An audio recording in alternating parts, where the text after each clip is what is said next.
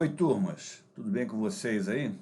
Sou o comandante Parente, estou de volta aqui para mais uma videoaula e a gente estava falando dessa unidade de ensino 3.0, estabilidade do casco e suas curvas.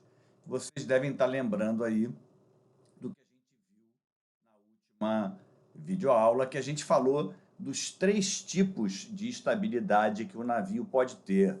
A gente viu a estabilidade em linha reta, ou Dynamic Stability, que é a única estabilidade que um navio pode ter sem o uso ativo do leme, falando de um navio com propulsão a ré.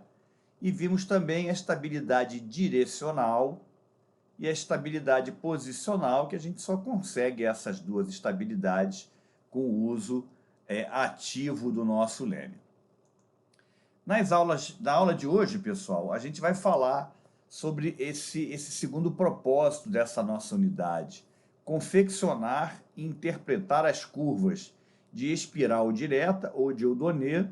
E na próxima videoaula a gente vai falar da espiral reversa e da pull-out. Hoje a gente vai fechar só aqui, ó, na espiral direta, que é uma curva que a gente usa para medir a estabilidade direcional do navio. Na realidade, essas três curvas servem para medir essa estabilidade direcional do navio. E depois a gente vai falar dessa manobra de zigue-zague, zigue-zague maneuver, que a gente vai ver que é uma manobra que é feita para a gente medir a efetividade do nosso leme. A nossa referência está aqui, é o nosso bom e velho PNA, no capítulo 9, na seção 3.1, 4.3 e 5.1. Hoje a gente vai estar aqui na seção 4.3, que a gente vai falar de Dieudonné, espiral direta. Então, aí as três curvinhas que a gente vai falar. Hoje a gente vai focar aqui, ó, na curva de espiral direta. Deixa eu pegar um apontador aqui para ficar mais fácil para mostrar para vocês. A gente vai falar hoje nessa curva espiral direta, manobra de Dieudonné, que é essa que está aqui embaixo. E na próxima videoaula a gente vai falar da espiral reversa, manobra de Beck, ou da pull-out curve, que é essa que está aqui, e as três que a gente usa para fazer a medida da estabilidade direta do nosso navio. Está aí um navio fazendo uma curva de espiral direta. A gente vai ver daqui a pouco como é que a gente faz exatamente essa curva passo a passo e depois o que é que a gente vai tirar dessa curva de conclusão. Essas duas curvas estão aqui, a de Eudonné e Beck, são os dois tipos de espiral, uma direta e uma reversa, que servem para medir aí a estabilidade dinâmica, estabilidade em linha reta, e o Curse Keeping Ability, estabilidade direcional do nosso navio. Vamos lá, para fazer essa curva, pessoal, a gente vai ver que a gente vai usar a nossa rate of turn. Então, eu estou colocando para vocês aí dois exemplos de rate of turn que a gente costuma ter nos passadiços dos navios, né? São normalmente medidos em graus por minuto. Então, quando o navio está com uma rate of turn para starboard side, é o caso aqui dessa figura da direita, ele está com 12 graus por minuto, 12 graus por minuto. E é um instrumento extremamente importante e relevante no passadiço do navio, nas manobras, que quando o comandante estiver manobrando, prática, e até para o timoneiro ver se aquela quantidade de leme que ele está dando ali está fazendo uma velocidade angular do navio muito grande para ele poder aliviar o leme ou não. Lá na nossa plataforma do Moodle, pessoal, tem um filmezinho que mostra uma rate of turn, não igual a essas duas que a gente está mostrando aqui, mas num ECDIS. Então lá ele coloca lá negativo quando é para port side, positivo quando é para starboard side, mas faz também essa mesma medida de graus por minutos aí para a gente utilizar nas nossas manobras, e a gente vai utilizar essa rate of turn para fazer não só a curva de espiral direta de Eudonné, mas também a curva de espiral reversa Becker. A gente vai usar nosso medidor de rate of turn. Vamos lá, pessoal. Como é que a gente vai fazer essa curva? Inicialmente, a gente vai colocar o navio está em linha reta, uma determinada velocidade. A gente vai ver que essa velocidade aí não vai influir em nada. A gente pode fazer com qualquer tipo de velocidade. Então a gente vai estar com uma velocidade estabilizada num determinado rumo e eu vou carregar o meu leme para 15 graus de leme aboreste. Vou carregar o meu leme, vou deixar 15 graus de leme aboreste, vou olhar para o meu rate of turn e quando esse rate of turn estiver constante, ou seja, ele vai começar a tender a aumentar a minha velocidade angular, até que ele vai ficar constante para essa quantidade de graus que eu deflexionei o meu leme, de 15 graus aboreste. Eu vou marcar, então, numa tabelinha, 15 graus aboreste, qual é a minha rate of turn para esse leme que eu estou usando. E aí eu vou aliviar o meu leme de 15 graus para aboreste para 10 graus aboreste. Vou reduzir o meu leme. É claro que a minha rate of turn, se eu estou tirando o leme, essa rate of turn ela vai tender a diminuir. Eu vou esperar que essa rate of turn, que essa razão de guinada, que ela fique constante para essa quantidade de 10 graus aboreste que eu deflexionei o meu leme e vou anotar essa quantidade de rate of turn, essa velocidade angular de graus por minuto. E aí eu vou reduzir mais uma vez, vou aliviar mais uma vez o meu leme para 5 graus aboreste, espero o rate of turn ficar constante, meço essa velocidade angular, anoto, e aí eu vou fazer de grau em grau, pessoal. A partir de 5 graus eu vou fazer 4 graus aboreste, espero ficar constante a minha rate of turn, anoto isso, 3 graus, 2 graus aboreste, 1 grau aboreste e leme a meio. Em todas elas eu espero a minha rate of turn e anoto esse valor. Depois de leme a meio eu vou começar a carregar o meu leme para bombordo. E aí eu continuo ainda de grau em grau. Primeiro eu faço 1 grau a bombordo, 2 graus a bombordo, em todos eles eu espero a minha rate of turn ficar constante e meço essa velocidade angular, 3, 4, 5 a bombordo, e depois eu já faço um step maior de 10 a bombordo e 15 a boreste, e eu meço em todas essas daí, vou ter uma correspondente velocidade angular anotada para cada um desses. Vamos lá, vamos adiante. Depois disso, a gente vai plotar isso na curva. Na realidade, depois eu vou voltar de todo o leme aboreste para todo o leme aboreste, todo o leme a bombordo para todo o leme aboreste, e a gente vai ter uma curva parecida com essas curvas que estão aqui, ó. Se o meu navio for um navio estável, ele vai me mostrar o seguinte, ó, que para um ângulo de leme aboreste, eu vou ter uma rate of turn para aboreste. Para um ângulo de leme a bombordo, eu vou ter uma rate of turn para bombordo. É quase que uma curva de 45 graus. Isso aqui é uma curva típica de um navio estável. Aqui eu vou ter um navio marginalmente estável. E o que nos interessa aqui, pessoal, é quando eu encontrar uma curva como essa aqui, essa curva número 3, que é uma curva típica de um navio instável. A gente vai ver que nesse ponto aqui a gente tem uma esterese, são pontos aqui que a gente vai ver que vão trazer algumas dificuldades, que vão trazer graus de instabilidade para o meu navio, e a gente vai tirar algumas conclusões mais no final dessa nossa videoaula. Então vamos agora, pessoal, está aqui a esterese, né, que a gente mostrou, boreste a bombordo, depois de bombordo a boreste. Então aqui dentro eu tenho esse leme aqui, que a gente vai ver que vai trazer uma estabilidade para o meu navio. Vamos lá, pessoal. Vamos plotar aqui a nossa curvinha de Eudonê. Inicialmente, a gente vai apresentar aqui essa curva em azul, que a gente já viu no slide anterior, que é uma curva típica de um navio estável. Então, a gente tem nesse eixo aqui vertical, tá? Leme a boreste está em verde, leme a bombordo está em encarnado. No eixo horizontal, eu tenho para a direita o meu rate of turn quando for para starboard side, para boreste, e o meu rate of turn para bombordo, para port side, aqui do lado esquerdo. Então, são as medidas que eu meço quando eu fiz a minha curva, o leme que eu usei e a minha rate of turn, e vou plotar a minha curva. Então, no caso de um navio estável, 15 graus de leme a boreste, eu vou ter tantos graus por minutos a boreste. 15 graus a bombordo vai me trazer uma rate of turn para bombordo, um navio estável vai me apresentar essa curva. Vamos ver agora uma curva de um navio instável. O que, que vai acontecer, pessoal? Essa curva que está sendo apresentada para vocês aí, na cor preta, e a gente vai ver agora, passo a passo, o que é que vai acontecendo. Então, inicialmente, vocês lembram que eu vou carregar o meu leme a boreste, né? 15 graus, e ele vai fazer exatamente essa trajetória que está aqui, ó, em azul.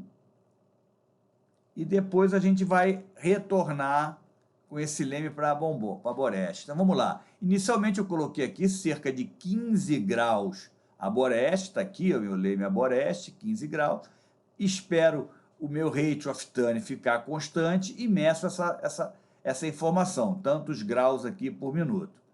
Vou aliviando o meu leme, isso aí é o nosso início da manobra. Vou aliviando o meu leme até 10 graus, meço aqui qual é a minha velocidade angular e vou plotando. Vou diminuindo aqui o meu ângulo de leme e vou plotando. Até que eu chego aqui nessa posição normalmente próxima de 5 graus e continuo diminuindo. Aqui eu vou de grau em grau e vou medindo qual é a minha velocidade angular. Até que eu alcanço leme a meio. Estou com leme a meio aqui, ó. Estou com leme a meio e o meu navio ainda tem uma rate dignada para boreste. Estou com leme a meio, ainda tem uma rate dignada para boreste. Ele seguiu essa linha, atingiu aqui leme a meio. E aí o que acontece, pessoal? Eu vou começar a carregar o meu leme para bombordo, para o bordo oposto, de grau em grau. Então eu coloco aqui, ó, 1 grau para bombordo. Ainda tenho uma rate of turn para starboard side, para boreste. Vou aumentando, coloco 2. Ali, o meu leme está a bombordo e ainda não é suficiente para quebrar guinado. O meu navio ainda está girando para boreste. Vou aumentando ali a minha velocidade até que eu atinja esse ponto A. Esse ponto A aqui, pessoal, quando eu tiver 1 grauzinho mais a bombordo, o meu navio, a minha rate of turn que estava para a direita, está aqui, ó, ele vai tender aí para o outro bordo.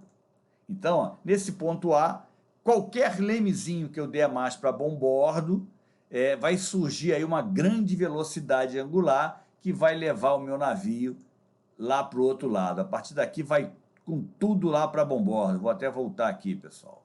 Voltar aqui, ó. Quando eu dou um totozinho no leme aqui, mais um grauzinho, a minha rate of turn vai para port side. Eu estava aqui com uma rate of turn para boreste. Dei mais 1 grau de leme e a minha rate of turn veio para bombordo. E aí eu vou aumentando o meu leme para bombordo e ele vai, aí sim, aumentando aqui o meu leme, eu vou aumentando a minha rate of turn para bombordo.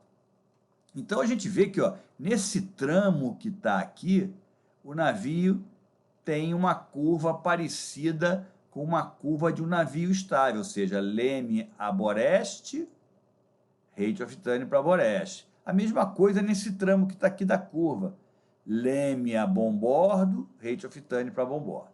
Vamos fazer essa mesma manobra agora com o nosso navio, voltando de bombordo para boreste. Vamos lá, ele vai seguir esse caminho que está apresentado ali para vocês em vermelho. Então tá ali, eu estou diminuindo, vim aqui de 15, 10, até que eu chego 5 graus a bombordo, e aí eu vou de grau em grau, e aí nesse ponto, ó, chego com leme a meio. Cheguei com leme a meio e ainda tenho uma rate of turn para bombordo. Ainda estou com a minha rate of turn para bombordo. Vou começar a carregar o meu leme de grau em grau para boreste, ó. 1 grau de leme a boreste. Ainda tem uma rate of turn para bombordo.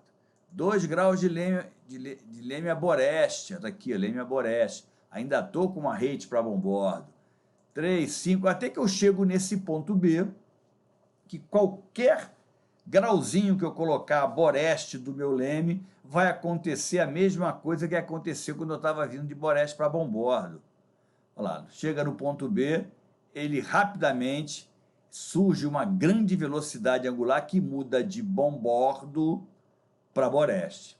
E aí ele segue aqui nesse outro tramo aqui de navio estável. Então, pessoal, a gente viu aqui, ó, que aparece, no caso do navio instável, uma histerese. Uma histerese. E essa largura e essa altura aqui vai dizer se o meu navio é mais estável ou menos estável. Quanto maior essa histerese, maior o grau de instabilidade do meu navio. Quanto menor essa histerese, menor o grau de instabilidade do meu navio. A gente vê que quando a gente sai da histerese, o navio tem um comportamento de um navio estável. Ou seja, eu carrego o meu leme a boreste, vou ter uma rate of turn para boreste, que é o que a gente espera. E a mesma coisa desse outro lado aqui da curva. Então está aí apresentado para vocês a nossa curva de Dieudonné, ou espiral direta, que mede a estabilidade direcional do nosso navio. Aí uma curva, como exemplo para vocês, de uma curva de um navio estável. A gente vê que, para cada ângulo de leme eu vou ter uma rate dignada correspondente àquele leme. E aqui um gráfico de um navio com uma histerese, que é um navio instável. No caso do navio estável, não é possível deduzir o grau de estabilidade, mas como eu já disse para vocês, o tamanho do arco esterético é um guia qualitativo. Quanto maior, maior a estabilidade. Quanto menor, menor a instabilidade. Então, na prática, pessoal, a gente não pode afirmar com certeza que o navio nessas condições, quando eu estiver falando que o meu grau de ângulo de leme que eu estou utilizando está dentro daquele arco esterético do navio, a gente não pode afirmar que nessas condições o navio vai guinar para bombordo ou para boreste. Pode ser que tenha situações que eu carregue o meu leme para boreste e ele guie para outro bordo. A não ser, claro, que eu esteja trabalhando com ângulos de leme que estejam fora desses valores da nossa histerese, que são limitados ali para aqueles pontos A e B que a gente mostrou para vocês. Bem, vamos lá adiante, pessoal. Algumas conclusões que a gente tira dessa nossa manobra de Dieudonné de histerese, né? Que o navio estável, o ângulo do leme para manter a rate of turn nulo é o leme necessário para manter o navio em linha reta. O navio instável, o ângulo de leme corresponde à posição da metade da altura do loop. E olha aqui, o ângulo de leme morto, dead rudder, pessoal, que é o navio instável, que existem esses ângulos nos quais as rates de guinada será a mesma. Eu tenho aqui uma amostra aqui para vocês aonde são aqui os ângulos mortos. Nessa curva aqui a gente tem ângulo de leme a boreste, do bordo aqui à esquerda, ângulo de leme a bombordo e um grau de histerese. Então aqui a gente vai ter o nosso ângulo leme, ângulo morto.